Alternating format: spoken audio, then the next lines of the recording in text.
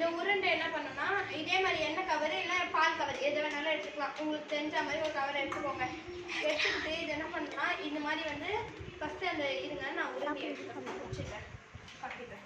இந்த உருண்டை இந்த மாதிரி உருண்டை எடுத்துக்கோங்க. எண்ணெய் எந்த எண்ணெயாக இருந்தாலும் தடவிட்டு எண்ணெய் எடுத்து தடவிட்டு தலையில் பூசுகிற எண்ணெய்லாம் எடுத்துக்கிட்டீங்கன்னா வாங்கி தான் வரும், அதெல்லாம் எடுத்துக்காதீங்க. இதே மாதிரி எண்ணெய் வச்சுட்டு இப்படி க்ளோஸ் பண்ணுங்க. நான் மறக்கிற மாதிரி க்ளோஸ் பண்ணிட்டு குண்டாதாம்பா இந்த மாதிரி ஒரு கிண்ணம் எடுத்துக்கோங்க. உங்களுக்கு இஷ்டப்பட்ட ஒரு கிண்ணம் எடுத்துக்கோங்க. அந்த கிண்ணத்தை எடுத்து இப்படி நல்லா இப்படி வச்சு இப்படி நல்லா அமுக்கிடுங்க.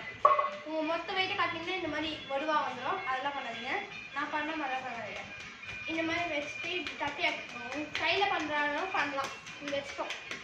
தட்டிட்டு நல்லா நல்லா இப்படி வச்சு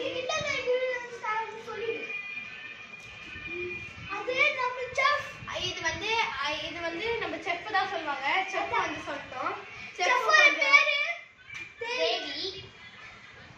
இந்த செஃப்பே வந்து சொல்லுவாங்க. செஃப் கிட்ட போங்க ப்ளீஸ். செஃப் கிட்ட போங்க. செஃப் கிச்சன்ல வேலை செய்றாங்க. தேவையானது அரிசி மாவு, உடச்சக்கல்லை, காஞ்ச மிளகா, தேவையான அளவுக்கு உப்பு, பூண்டு, வேர்க்கடலை, இது எல்லாத்தையும் தான் சேர்த்து செய்யறது தான். கொஞ்சோண்டு தேவையான அளவுக்கு எண்ணெய்